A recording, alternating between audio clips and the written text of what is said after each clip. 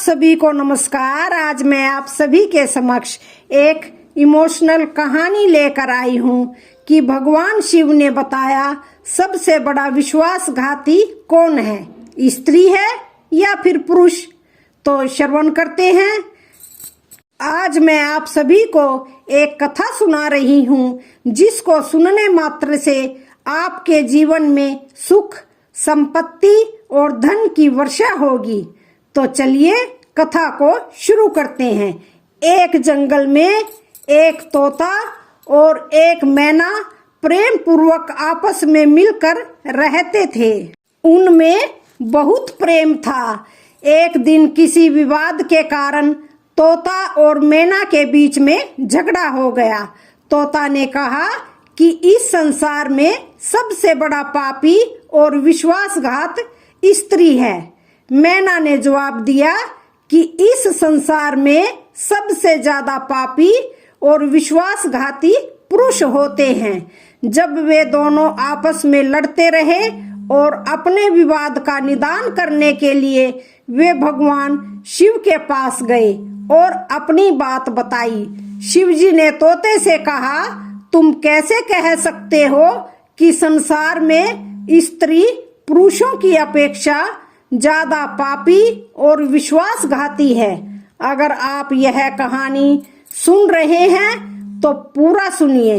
इस कथा को आधा अधूरा छोड़कर जाने की गलती मत करिए, क्योंकि इस पवित्र कथा को पूरा सुनने से मन चाहे फल की प्राप्ति होती है। इसलिए इस कथा को पूरा सुने, भोलेनाथ का अनादर ना करें। तोता बोला, प्रभु मैं आपको एक कहानी सुनाना चाहता हूँ जिससे हम सबको यह साबित होगा कि स्त्री पुरुषों की अपेक्षा ज्यादा पापी और विश्वासघाती होती है। फिर भगवान शिव बोले, ठीक है, तुम कहानी सुनाओ। श्रोताओं तब तक माता पार्वती आ जाती है और कहती है, मुझे भी यह कहानी सुननी है। तब भगवान शिव कहते हैं, ठीक है देवी, आप भी सुनो। फिर तोता भगवान शिव और माता पार्वती के सामने कहानी सुनाने लगता है। एक राज्य में अग्रसेन नाम का राजा राज्य करता था। उसके पास 4 बेटे थे जो सभी बहुत ही बहादुर और प्रतापी थे। लेकिन सबसे बड़ा बेटा, जिसका नाम चंद्रसेन था, वो केवल प्रताप ही नहीं बल्कि बहुत ही सुंदर था। उसकी पत्नी चंद्रप्रभा भी बहुत ही सुंदर और रूपवान थी। वह अपने आगे किसी दूसरी स्त्री को सुंदर नहीं मानती थी। एक दिन राजा अग्रसेन ने अपने बेटे चंद्रसेन को उसकी किसी बात पर नाराज होकर राज्य से निकाल देने का आदेश दिया। राजा का यह आदेश सुनकर कि सभी इस बात से चिंतित हो गए। फिर चंद्रसेन अपने महल में गया और उदास हो गया। उधर चंद्रसेन को उदास देखकर उसकी पत्नी ने पूछा, प्राणनाथ, आप उदास क्यों हैं? आपका चेहरा इतना मुरझाया हुआ क्यों है? राजकुमार होकर भी आप इस तरह चिंतित क्यों हैं? तब चंद्रसेन सोचने लगा कि मैंने बहुत बुरा किया है और अपनी सारी बात अपनी पत्नी को बता दी। उसी समय उसकी पत्नी मूर्छित हो जाती है। फिर दासियों ने चंद्रप्रभा के ऊपर गुलाब के पानी का छिड़काव किया। तब जाकर वो होश में आ गई। अब होश में आने पर चंद्रप्रभा ने अपने पति राजकुमार चंद्रसेन से कहा, आप मुझे छोड़कर प्रदेश चले जाएंगे, मैं आपके बिना कैसे जी पाऊंगी? मैं भी आपके साथ ही चलूंगी। तब राजकुमार चंद्रसेन कहता है, तुम मेरे साथ कैसे चल सकती हो, क्योंकि दूसरे राज्य में अनेक प्रकार के संकट होते हैं और तुम नरम नाजुक महलों में रहने वाली, महलों के बिना यह कष्ट कैसे बर्दाश्त कर पाएगी? फिर तो राजकुमार चंद्रसेन की बात को सुनकर रानी चंद्रप्रभा कहती है, प्रीतम, जितने दुख दूसरे राज्य में आएंगे वो सब हमारे साथ होते हुए सुख से भी अधिक सुख में लगेंगे। महल के सुख बिना आपके जंगल के दुखों से भी अधिक डरावने लगेंगे, इसलिए मैं भी आपके साथ चलूंगी। अब तोता कहता है, प्रभु। रानी चंद्रप्रभा आंखों में आंसू देखकर चंद्रसेन ने मन में सोचा कि वह मेरे बिना नहीं रह सकती, इसलिए मुझे इसको तड़पते हुए छोड़कर चले जाना अच्छा नहीं लगेगा।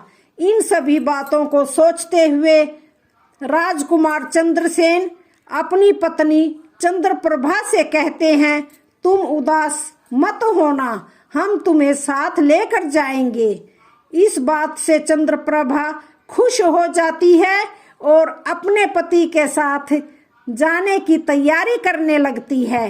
अगली सुबह वे राज्य से बाहर निकलकर एक जंगल में जाते हैं। चलते चलते दोनों बहुत थक जाते हैं और फिर उन्होंने एक बरगद के वृक्ष के नीचे विश्राम करने का निर्णय लेते हैं। वे बहुत थके हुए होते हैं। ठंडी हवा के झोंकों से उन्हें तुरंत नींद आ गई, परंतु कुछ देर बाद वहीं पर एक सांप ने रानी को काट लिया। फिर तोता कहता है, हे प्रभु, आगे सुनो। सांप के डसते ही रानी तड़पने लगी और चंद्रसेन की आंखें खुल गई। तो रानी को तड़पता हुआ देखकर और सांप को जाता हुआ देखकर चंद्रसेन बेचैन हो गए। फिर कुछ देर बाद रानी की मृत्यु हो गई। इस प्रकार मृतक रानी को देखकर चंद्रसेन ऊंचे स्वर में रुदन विलाप करने लगे। उसका रोना धोना सुनकर जंगल के जीव जंतु उसे खाने के लिए वहां आ गए। फिर चंद्रसेन ने मन में सोचा, अब जीवन संगनी मर ही गई है तो मैं अब क्या कर सकता हूँ और इसी जंगल में अपने प्राण त्याग दूंगा, ऐसा मन में सोचता है। फिर वो रानी की लाश के पास से उठ जाता है और जंगल से लकड़ियां इकट्ठी करने लगता है और रोकर कहता है कि मैं भी रानी की चिता में जलकर मर जाऊंगा। बस उस समय स्वर्ग से एक देवदूत आता है और उसे रोते हुए देखकर उसके मन में दया आती है। देवदूत राजकुमार चंद्रसेन के पास जाता है और पूछता है, तुम क्यों रो रहे हो? आखिरकार तुम्हारा क्या दुख है? तो राजकुमार चंद्रसेन ने देवदूत से कहा, मेरे पास अपना दुख सहने की शक्ति नहीं है। मुझे चाहिए कि यह धरती फट जाए और मैं इसमें समा जाऊं।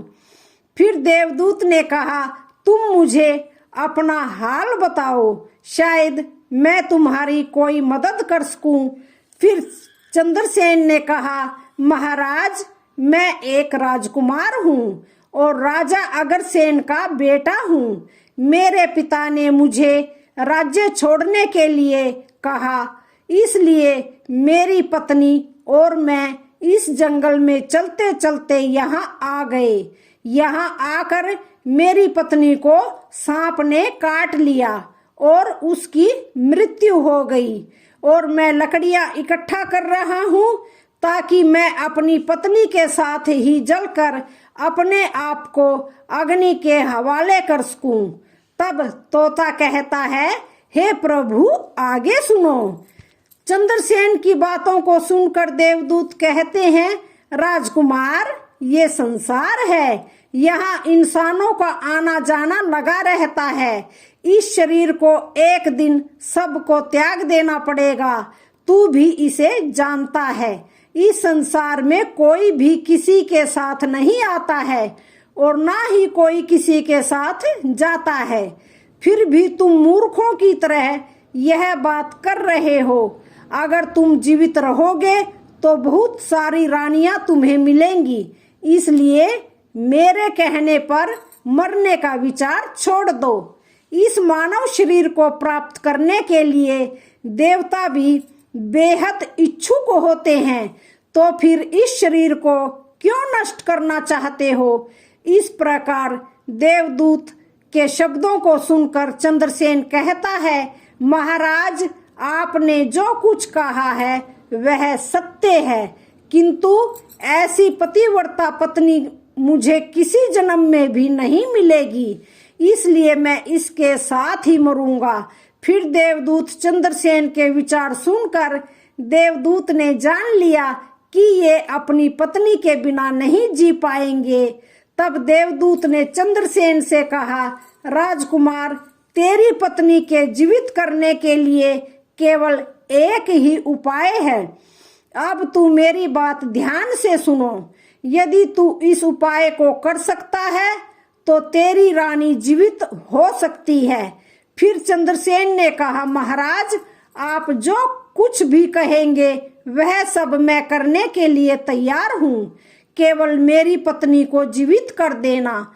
तब देवदूत ने कहा, तुम्हारी रानी की आयु केवल 20 वर्ष थी, जिसने इसे बिता दिया। इसके बदले तुम्हारी आयु 70 वर्ष की है, जिसमें से 30 वर्ष बीत चुके हैं। तुम्हारे जीवन काल में 40 वर्ष अब भी बाकी हैं, यानी तुम्हें 40 साल और जीने का अवसर है। यदि तुम अपनी पत्नी को आधा अपने जीवन का समर्पण कर देता है तो तुम दोनों की आयु समान हो जाएगी। अगर तुम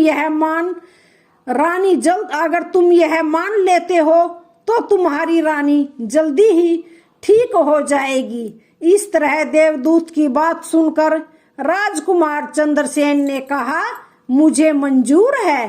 फिर देवदूत ने चंद्रसेन के हाथ में पानी दिया और 20 वर्षों तक रानी के पैरों पर पानी डालने का संकल्प लिया।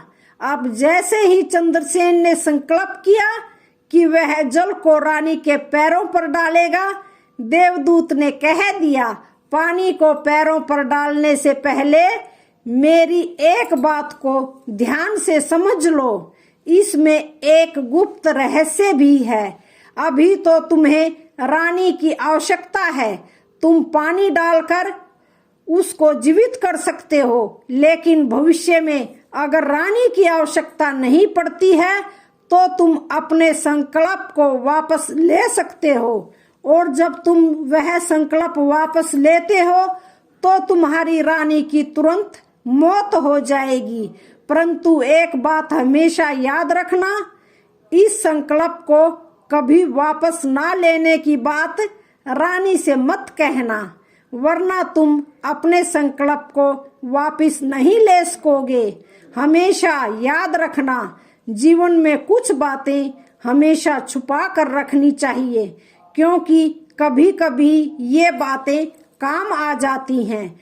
फिर तो ऐसा कहकर और उस रानी के सामने आकर वो देवदूत जो थे वो अंतर्ध्यान हो गए। फिर चंद्रसेन कहने लगा, तुम बहुत थकी हुई हो, इसलिए मैंने तुम्हें नहीं जगाया। इस प्रकार राजकुमार चंद्रसेन ने अपनी रानी से सारी बातें छिपा दी कि सर्प ने तुम्हें काट लिया था और तुम मर गई थी। मैंने तुम्हें फिर कैसे जीवित किया है, यह सब राजकुमार ने अपनी पत्नी से छिपा लिया। फिर तोता बोला, प्रभु। फिर वो दोनों आगे बढ़ गए। कई दिनों बाद उन्होंने एक बहुत ही सुंदर स्थान देखा। वहां पर एक फकीर की कुटिया थी। जब वे वहां पहुंचे तो उन्होंने देखा कि एक सुंदर युवक फकीर पानी पी रहा था। वे दोनों बहुत ही थके हुए थे, इसलिए वे फकीर के पास बैठ गए। उस समय राजकुमार ने रानी से कहा, रानी, हमें प्यास लगी है, हम कुएं पर जाकर पानी पी आते हैं। अगर तुम भी प्यासी हो तो तुम्हारे लिए पानी ले आते हैं। तब राजकुमार की बात को सुनकर रानी ने कहा, मुझे तो प्यास नहीं लगी है, आप जाइए, पानी पीकर वापस आइए। इसके बाद रानी का जवाब सुनकर राजकुमार चंद्रसेन एक लंबी रस्सी लेकर कुएं की ओर चले गए। चंद्रसेन पानी पीने पहुंचे तो राजकुमारी चंद्रप्रभा उस फकीर की ओर देख रही है। चंद्रप्रभा फकीर की सुंदरता को देखकर उस पर मोहित हो गई। वह उसको दिल दे बैठी थी। अब वह फकीर से कह रही है, फकीर साहब, आप यहाँ बहुत खुशी से रहते हैं। फकीर ने कहा, तुम भी मेरे साथ रह सकती हो, लेकिन तुम्हारे पति भी साथ में हैं, कैसे तुमको रख सकते हैं। इसके बाद राजकुमारी चंद्रप्रभा ने फकीर के सामने अपनी प्रेम लीला प्रकट की तो फकीर ने कहा, मैं एक उपाय बताता हूँ, तुम अपने पति को जिस कुएं में पानी पीने गया है, तुम उसी कुएं में उसको धकेल देना, फिर जो होगा देख लेंगे। फिर तो फकीर की बात सुन करके चंद्रप्रभा ने कहा, ठीक है, मैं ऐसा ही करूंगी। अब इतनी ही देर में राजकुमार चंद्रसेन पानी पीकर रानी के पास आया तो रानी कहने लगी, मुझे भी अब प्यास लग रही है, कुएं पर वापस चलकर के मुझे भी पानी पिलाओ। तो राजकुमार चंद्रसेन बोला, मैंने तुमसे पहले ही पूछा था और तुमने मना कर दिया था। खैर, अगर तुमको प्यास लगी है तो मैं अभी पानी लेकर आता हूँ। तब चंद्रसेन पानी लेने चला तो रानी भी उसके साथ जल्दी जल्दी चलने लगी और कहने लगी, मैं भी तुम्हारे साथ चलती हूँ। बेचारा चंद्रसेन तो उसके प्रेम में पागल था। उसको क्या मालूम था कि यह मेरे प्राण लेने के लिए मेरे साथ आ रही है। श्रोताओं, वास्तव में विद्वान सच कहते हैं कि स्त्रियों के चरित्र को देवता भी नहीं जान सकते। मानव क्या चीज होती है, उनके जाल में अच्छे बुद्धिमान भी फंस जाते हैं। जब राजकुमार चंद्रसेन कुएं पर जाकर पानी भरने के लिए ढोल भरता है तो रानी ने अपने पति यानी राजकुमार चंद्रसेन को धक्का देकर कुएं में गिरा देती है और खुद फकीर के पास चली जाती है।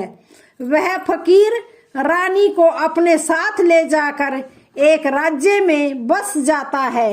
वहां दोनों रहने लगते हैं। फकीर ने फिर रानी को ऐसा नाचना और गाना सिखाया कि वह नृत्यांगना के रूप में मशहूर हो गई। धीरे धीरे वह राजकुमारी पूरे नगर में प्रसिद्ध हो गई। इस तरह रानी के नृत्य और गीत के कारण वह फकीर के पास लाखों रुपये बन गए। रानी भी उस फकीर के साथ मस्ती में रहने लगी थी। जिस समय रानी ने अपने पति चंद्रसेन को कुएं में धकेल दिया था, तब संयोग से एक जंजीर जो कुएं में लटकी थी, चंद्रसेन ने उसको पकड़ा और कुएं में लटकता रहा। ईश्वर को याद करते हुए वो सोचने लगा, क्या यही मेरे प्यार की सजा है। और कुछ समय बाद बंजारों का एक काफिला वहां आया। काफिले में से एक बंजारा ढोल लेकर कुएं का पानी भरने लगा। जब उसने पानी में ढोल डाला तब चंद्रसेन ने उसका ढोल हाथ से पकड़ लिया। बंजारा ये देखकर चौंक गया और पूछा, तुम कौन हो भाई। राजकुमार चंद्रसेन ने कहा, भाई मैं आफत का मारा हुआ हूँ, मुझे यहाँ से निकालो और मेरी जान बचाओ। मैं सारी जिंदगी आपके उपकार को नहीं भूलूंगा। और ऐसा कह करके राजकुमार बंजारे से प्रार्थना करने लगा। फिर तो राजकुमार चंद्रसेन के दुख को देख करके उस बंजारे को उस पर दया आ गई और उसने चंद्रसेन को कुएं से बाहर निकाल लिया और फिर पूछा, भाई तुम कौन हो और तुम इस कुएं में कैसे गिर गए? तुम मुझे अपना हाल बताओ। तब चंद्रसेन ने कहा, भाई मैं अपना हाल आपसे कैसे कहूँ? जो मुश्किल है मेरे साथ हुई है। भगवान ना करे किसी भी के साथ ऐसा हो। फिर चंद्रसेन ने कहा, यदि तुम मुझसे जानना ही चाहते हो तो मैं आपको एक कहानी सुनाता हूँ, अपनी कहानी। मैं एक राजकुमार हूँ। मेरे पिता ने मुझे राज्य से निकाल दिया था, इसलिए मैं अपनी प्रिय पत्नी के साथ जंगल में पहुंच गया। मेरी पत्नी और मैं एक दूसरे से बहुत प्यार करते थे। जंगल में एक सांप ने मेरी पत्नी को काट लिया, जिससे उसकी मृत्यु हो गई। मैं जब अपनी पत्नी के साथ मरने जा रहा था, तब एक देवदूत ने मुझ पर दया की और मेरी आयु के 20 वर्ष मेरी पत्नी को देने के बाद उसे पुनः जीवित कर दिया। फिर हम उस जंगल में आगे बढ़े। कुछ दिनों बाद हम एक स्थान पर पहुंचे जहां एक फकीर का डेरा था। मुझे प्यास लगी। मैं पानी पीने के लिए जब मैं वापस आया तो मेरी पत्नी ने मुझसे कहा कि उसको भी प्यास लगी है, मुझे भी पानी पिलाओ। और इसी तरह कहकर मेरी पत्नी मेरे साथ उस कुएं पर चल पड़ी। मैं कुएं से पानी निकाल रहा था तो उसने मुझे पीछे से धक्का दे दिया। कुएं में लटकी हुई एक जंजीर मेरे हाथ में आ गई, जिससे मैं कुएं में गिरने से बचा। और फिर जब आप आए तो मैंने आपको आवाज दी, जिसके बाद आपने मुझे कुएं से बाहर निकाला। अब तोता बोला, प्रभु, इस प्रकार राजकुमार चंद्रसेन ने दुखी मन से सारा हाल उस बंजारे से कह दिया और फिर अपनी व्यथा सुनाकर चंद्रसेन चुप हो गए। उधर बंजारा ने उसकी बात को सुना और रानी की करतूत सुनकर दुखी होकर कहा कि स्त्रियों का चरित्र भगवान भी नहीं समझ सकते तो मनुष्य कैसे समझ सकता है। ऐसे कहकर बंजारा ने चंद्रसेन के सिर पर हाथ फेरा और कहा, तुम चिंता मत करो, भगवान बड़े दयालु हैं, वह तुम्हारी सहायता अवश्य करेंगे। फिर उसने और कहा, तुम चाहो तो हमारे साथ कुछ दिन रुक सकते हो। राजकुमार चंद्रसेन ने उन बंजारों के साथ रहने को सहमत हो गया। फिर उनकी सहायता से वह कुछ दिनों बाद उसी राज्य में पहुंचा जहां उसकी पत्नी चंद्रप्रभा और वह फकीर रह रहे थे। उस राज्य को देखकर उसने बंजारे से कहा, भाई, मेरी इच्छा है कि मैं कुछ दिन इस राज्य में रहूं। तब बंजारे ने कहा, आप जैसा चाहते हो वैसा ही करो, हमें कोई आपत्ति नहीं है। फिर राजकुमार चंद्रसेन, जो बंजारे से विदा होकर राज्य में आया, काम की तलाश में घूमने लगा। कुछ दिनों बाद राजकुमार की मेहनत परिश्रम देखकर उसे एक बड़े व्यापारी ने अपने पास नौकरी पर रख लिया। इस तरह राजकुमार चंद्रसेन ने उस व्यापारी के पास रहना शुरू किया और बड़ी मेहनत और प्यार से अपने कर्तव्यों का निर्वाह करना शुरू किया। यह देखकर उस व्यापारी ने चंद्रसेन को बड़ा सम्मान दिया और उसे अपने यहाँ का मुनीम बना लिया। और इस तरीके से राजकुमार चंद्रसेन के दिन बड़ी खुशी खुशी गुजरने लगे। अब एक दिन नगर के राजा के यहाँ चंद्रप्रभा के नृत्य का आयोजन हुआ। राजा ने उस शहर के सभी बड़े व्यापारी और सेठों को अपने यहाँ नृत्य देखने के लिए आमंत्रित किया। जब राजकुमारी चंद्रप्रभा का नृत्य होने वाला था, शहर के सभी व्यापारी और सेठ साहूकार राजा के यहाँ पहुंच गए। चंद्रसेन, जो रानी के नृत्य और गायन की प्रशंसा सुनता था, उसने भी सोचा कि मुझे इस नृत्य को देखना चाहिए। वो भी राजा के दरबार में सेठ के साथ वहां पर पहुंच गया। रानी ने अप्सरा के समान नृत्य किया और उनकी सुरीली आवाज में कई सुंदर रागों को भी प्रस्तुत किया। उनके गानों को सुनकर महफिल के सभी लोग आश्चर्य में आ गए और सभी ने बहुत सारे इनाम दिए। इसके साथ ही राजा से लेकर प्रजा तक सभी ने उनकी प्रशंसा की। राजकुमार चंद्रसेन ने अपने हाथ की अंगूठी उठाई जिसमें हीरा जड़ा हुआ था और फिर वह उसे उतारकर रानी चंद्रप्रभा को भेंट कर दी। इसके बाद रानी चंद्रप्रभा ने अंगूठी को पहचान लिया और मन ही मन में कहने लगी, ये तो बहुत बड़ा आश्चर्य हो गया। मेरा पति जिंदा है और यहाँ पहुंच गए हैं। अब वह मुझे छोड़ेगा नहीं, इसलिए मुझे कुछ ऐसा करना चाहिए जिससे वो मारा जा सके। उसने मन में सोचा, अब मैं यहाँ के राजा को एक सुरीला गाना और नृत्य सुनाऊंगी जिससे वह खुश होकर मुझसे कुछ मांगने के लिए बोलेंगे। तब मैं राजा के आदेश से उन्हें मरवा दूंगी। इसके बाद राजकुमारी चंद्रप्रभा ने एक सुरीला गाना और नृत्य राजा को सुनाया।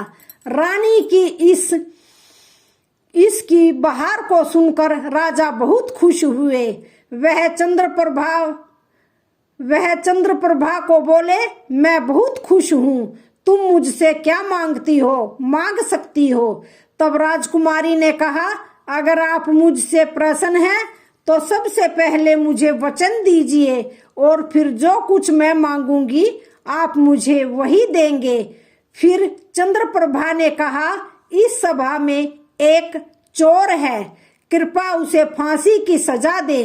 राजा ने कहा, तुम उस चोर को मेरे सामने लाओ। रानी ने उसका हाथ पकड़ा और उसे राजा के सामने लाई। राजा ने अपने सैनिकों को आदेश दिया कि उस चोर को जल्लादों के पास ले जाओ और उस चोर को फांसी पर चढ़ा दो। इसी बीच चंद्रसेन का सेठ भी वहां पहुंचा। वह डर कर चंद्रसेन के पास गया और पूछा, तुमने इसका क्या चुराया है जिसके कारण वह तुझे मारना चाहती है। चंद्रसेन ने अपने मालिक से कहा, मालिक, मैंने कुछ नहीं चुराया है, बस आप इस राजा को केवल यह बता दो, वह मेरी 2 बातें सुन ले, इससे मेरी जान बच सकेगी। अब चंद्रसेन का मालिक इसे सुनकर अपने साथ व्यापारियों और साहूकारों के पास गया और सभी ने मिलकर मशवरा किया। उन्होंने कहा, मित्रों, या तो राजा न्याय करे या हम सभी इस शहर को छोड़कर कहीं और चले जाएंगे। और इस प्रकार सभी व्यापारी राजा के पास गए और कहने लगे, राजा साहब, हमारा मुनीम निर्दोष है, उसे मार देना आपका आदेश है। वह कह रहे हैं, वह अपनी 2 बातें आपको कहना चाहता है, फिर भी आपको लगे कि उसने अपराध किया है तो उसे फांसी दे दें, लेकिन मरने से पहले राजा केवल मेरी 2 बातों को जरूर सुने, उसने ऐसा कहा है। फिर राजा ने व्यापारियों की बात सुनकर कहा, ठीक है, मुनीम को बुलाओ। चंद्रसेन को लेकर राजा के सामने लाया गया और राजा ने कहा, तुम जो कुछ भी कहना चाहते हो वो मेरे सामने कहो। राजकुमार चंद्रसेन ने कहा, महाराज, मैंने क्या दोष किया है जिसके कारण आपने मेरी हत्या का आदेश दे दिया है। फिर उसकी बात को सुनकर राजा ने कहा, तू इस नृत्य का चोर है। चंद्रसेन ने कहा, नहीं महाराज, मैं इसका पति हूँ, जो मुझे कुएं में धकेलकर एक फकीर के साथ चली आई है। राजकुमारी चंद्रप्रभा ने समझ लिया कि बात बिगड़ रही है, तब राजा से कहती है, महाराज, मैं इसकी पत्नी नहीं हूँ, ये झूठ बोल रहा है। ये कौन है? मैं इसे जानती तक नहीं। ये तो मेरा चोर है, मैं सिर्फ इतना ही जानती हूँ। फिर राजकुमार चंद्रसेन ने कहा, मैं अगर यह मेरी पत्नी नहीं है तो वो सब कुछ जो मैंने रास्ते में छोड़ा था वह मेरी अमानत के रूप में वापस कर दे। फिर चंद्रसेन ने रानी की ओर देखा। राजकुमार ने अपनी अमानत को लौटाने की बात राजकुमारी चंद्रप्रभा ने इसे स्वीकार कर लिया। तब चंद्रसेन ने कहा, अच्छा, अब तुम अपने हाथों में पानी लो। हमारा उपाय इसी सभा में होगा। पानी लेकर वह जमीन पर रखा और कहा, वह वस्तु जो मेरे पास रास्ते में दी गई थी मैं अब वापस कर रहा हूँ। रानी ने भी पानी लिया और कहा, जो वस्तु इसने मुझे रास्ते में दी थी मैं अब वापस कर रही हूँ। जैसे ही उसने अपने हाथों का पानी छोड़ा, रानी के प्राण छूट गए। यह दृश्य देखकर वहां के सभी लोग हैरान हो गए। तो राजा ने यह देख चिंतित होकर चंद्रसेन से कहा, ये क्या हो गया? तुम मुझे सच्चाई बताओ। तब राजकुमार चंद्रसेन ने अपनी कहानी शुरू की। अपने जीवन की सब घटनाओं को खुलकर बताते हुए उसके देश निकाले जाने से लेकर अब तक के सभी घटनाओं को सुनाया। राजा सब कुछ सुनकर चंद्रसेन को अपने गले लगा लिया और अपनी बेटी की शादी चंद्रसेन के साथ कर दी। तोता ने कहा, प्रभु, मैंने इस कहानी को सुना दिया है। मैं भी स्त्रियों से घृणा करता हूँ और मैं यह कह सकता हूँ कि इस संसार में स्त्री पुरुषों से अधिक पापी और विश्वासघाती होती है। तोते ने भगवान शिव और पार्वती को एक कहानी से यह बताया कि स्त्री पुरुषों की तुलना में अधिक पापी और विश्वासघाती होती है। तो सभी ने इसे सुनकर हैरानी में डाल दिया। माता पार्वती ने कहा, प्रभु, मुझे लगता है कि यह तोता सच कह रहा है। स्त्री तो सभी में से केवल एक दो ही बिना नैतिक मूल्यों और ईमानदारी के हो सकती हैं, परंतु पुरुषों में भी ऐसे कुछ हैं जो पापी और विश्वासघाती हो सकते हैं। फिर भगवान शिव ने पूछा, ठीक है, तो मैना, तुम कैसे सिद्ध करोगी यह बात? मैना बोली, मैं भी एक कहानी सुनाती हूँ जिससे स्पष्ट हो जाएगा कि स्त्री की तुलना में पुरुष विश्वासघाती होते हैं। प्रभु, एक गांव में एक परिवार रहता था जो बहुत ही धनवान, और उस धनवान सेठ का बेटा एक अद्भुत प्रकार का व्यक्ति था। सेठ का बेटा इतना जुआरी था कि सेठ उसके बारे में सोचते सोचते परेशान रहता था। एक दिन उनका बेटा जुआ खेल रहा था। उसी दिन उसके पिता का निधन हो गया। फिर भी उसने जुआ खेलना बंद नहीं किया, लेकिन पिता की मृत्यु के बाद वह खुल करके जुआ खेलने लगा और सब कुछ हार गया। फिर वह अपने गांव से दूर चला गया और एक सेठ के घर पर पहुंचा और सेठ से बोला, सेठ जी, मुझे बहुत तेज प्यास लगी है, मुझे एक गिलास पानी पिला दो। तो सेठ ने उस युवा से पूछा कि तुम कौन हो, क्या करते हो और कहाँ से आए हो? उसके उत्तर में उस युवा ने कहा, मैं एक व्यापारी हूँ और यहाँ से जा रहा था तो सोचा कि पानी पीकर चला जाऊं। तब सेठ ने पूछा कि तुम कौन सा व्यापार करते हो? तब युवा कहता है, व्यापार करते समय मेरा सामान समुद्र में गिर गया, इसलिए यदि आप मेरी कुछ मदद करते हैं तो अच्छा होगा। फिर सेठ ने लड़के की बात सुनी और फिर उसकी बातों के जाल में फंस गया और कहने लगे कि बेटा, तुम तो ठीक हो और कुछ भी कमा सकते हो, तो क्या मेरी बेटी से शादी करोगे? अब तो ये बात सुनकर युवा खुश हो जाता है और शादी के लिए हाँ कह देता है, जिसके बाद दोनों का विवाह हो जाता है।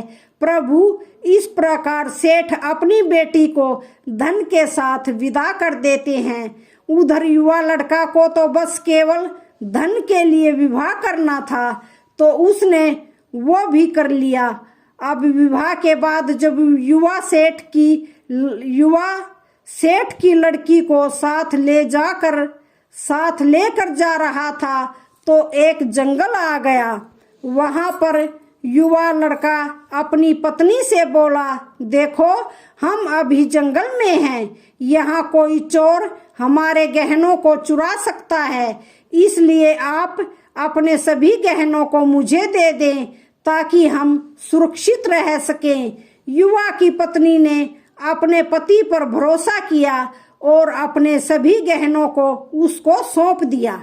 और क्यों ना करें, क्योंकि वह उनके पति थे। इसके बाद युवा ने अपनी पत्नी के गहनों को एक पारदर्शी बंधन में बांध लिया और फिर वे जंगल में आराम से ठहरे।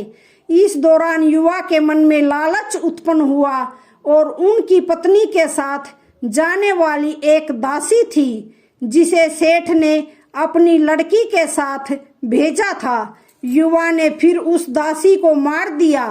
फिर उसने अपनी पत्नी को एक कुएं में गिरा दिया और मन में यह विचार किया कि मैं इसके साथ में सिर्फ पैसों के लिए शादी की थी, मेरे पास पैसे मिल गए, और उसने सोचा कि वह पानी में डूबकर मर जाएगी। इस तरह सोचकर वह युवा वहां से चला गया, लेकिन उसकी पत्नी नहीं मरी और वह कुएं से बाहर निकलने के लिए आवाज देती रही। कुएं के पास से एक आदमी गुजर रहा था और जब उसने किसी महिला की आवाज सुनी तो वह उस महिला को कुएं से बाहर निकाल दिया। फिर कुएं से बाहर निकालने के बाद महिला ने अपनी सारी जानकारी उस व्यक्ति को दी और उस व्यक्ति ने महिला को उसके पिता के घर पहुंचा दिया। अब जब महिला पिता के घर पहुंची तो उसके पिता ने पूछा, बेटी तुम्हारे साथ क्या हुआ? महिला ने कहा, पिताजी जंगल में कुछ चोरों ने हम पर हमला किया था और दासी को मार दिया, मुझे कुएं में धकेल दिया और पति के बारे में कुछ भी नहीं पता है। बेटी की बातें सुनकर सेठ जी ने कहा, कोई बात नहीं, भगवान सब ठीक करेंगे। अब मैं यहीं रहती हूँ और ये कहती हूँ कि प्रभु इस दुनिया में स्त्री और पुरुष दोनों ही विश्वासघाती और पापी हो सकते हैं।